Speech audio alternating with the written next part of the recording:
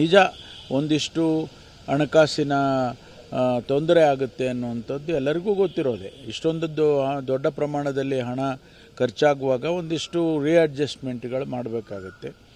ಅದನ್ನು ನಾವು ಮಾಡ್ಕೊಳ್ತೀವಿ, ಕಾನ್ಷಿಯಸ್ಲಿ ಮಾಡ್ಕೊಳ್ತೀವಿ. ನಮಗೆ ಗೊತ್ತಿದೆ, ನಮಗೆ ಹಣ ಖರ್ಚು ಮಾಡಬೇಕು ಮತ್ತು ಈ ಹಣ ಇದ್ದಿದ್ದರೆ ನಾವು ಇನ್ನಷ್ಟು ಯೋಜನೆಗಳನ್ನು ಮಾಡೋದಕ್ಕೆ ಸಾಧ್ಯ ಆಗ್ಬೋದು ಅಂತ. ಆದರೆ ಏನು ಖಾಲಿ ಹೊಟ್ಟೆಯಲ್ಲಿ ಅಂದರೆ ಹಸಿವಿನಲ್ಲಿ ಇರತಕ್ಕಂಥ ಹೆಚ್ಚು ಜನನ ರಾಜ್ಯದಲ್ಲಿ ಇಟ್ಕೊಂಡು ನೀವು ಯಾವ ಯೋಜನೆ ಮಾಡಿದರೆ ಪ್ರಯೋಜನ ಆಗ್ತದೆ?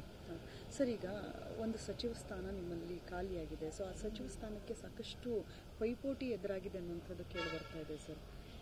ಅದು ಎಲ್ಲ ಈಗ ಸದ್ಯಕ್ಕೆ ಮುಖ್ಯಮಂತ್ರಿಗಳಿಗೆ ಬಿಟ್ಟಿರುವಂಥದ್ದು. ಅದೆಲ್ಲ ಇಟ್ ಈಸ್ ಈಸ್ ಪ್ರೊರಾಗೇಟಿವ್. ಅದನ್ನು ಅವರು ಹೈಕಮಾಂಡ್ನವ್ರ ಜೊತೆ ಚರ್ಚೆ ಮಾಡಿಕೊಂಡು ಏನು ತೀರ್ಮಾನ ತಗೊಳ್ತಾರೆ. ಅದ್ರ ಬಗ್ಗೆ ನಾನು ವಿಶ್ಲೇಷಣೆ ಮಾಡೋಕ್ಕಾಗೋದಿಲ್ಲ ಅಥವಾ ಉತ್ತರ ಕೊಡೋಕ್ಕೂ ಆಗೋದಿಲ್ಲ. ಸರ್, ಲೋಕಸಭಾ ಚುನಾವಣೆಯ ನಂತರ ಸಾಕಷ್ಟು ಸಚಿವ ಸ್ಥಾನಗಳು ಶಫಲ್ ಆಗುತ್ತೆ ಅಂತ ಕೇಳಿ ಬರ್ತಾ ಇತ್ತು. ಸೊ ಅದೇನಾದರೂ ನಿಜ ಆಗುತ್ತೆ? ನನಗೆ ಅದ್ರ ಬಗ್ಗೆ ಏನು. ಗುರುವಾರ ಸಚಿವ ಸಂಪುಟ ಸಭೆ ಬೇರೆ ಇದೆ.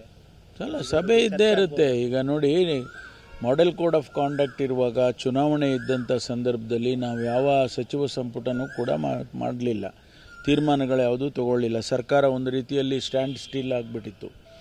ಈಗ ಇದೆಲ್ಲ ಹೋಯಿತು, ಮಾಡೆಲ್ ಕೋಡ್ ಆಫ್ ಕಾಂಡಕ್ಟ್ ಹೋಗಿದೆ, ಸರ್ಕಾರ ಭಾಳ ವೇಗವಾಗಿ ಹೋಗಬೇಕಾಗ್ತದೆ. ಈಗ ಅದಕ್ಕಾಗಿ ನಾವು ಅನೇಕ ತೀರ್ಮಾನಗಳನ್ನು ಸಚಿವ ಸಂಪುಟದಲ್ಲಿ ತಗೋಬೇಕು. ಇನ್ನು ಪ್ರತಿ ಗುರುವಾರ ಇರುತ್ತೆ.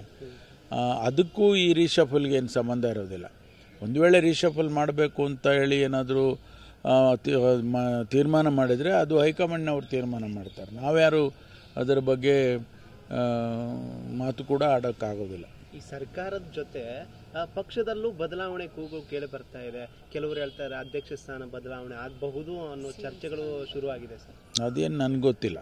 ನನಗೆ ಗೊತ್ತಿರೋದು ಶಿವಕುಮಾರ್ ಅವರು ನಮ್ಮ ಅಧ್ಯಕ್ಷರಿದ್ದಾರೆ, ಅಷ್ಟೇ ಗೊತ್ತು ನಮಗೆ. Thank you.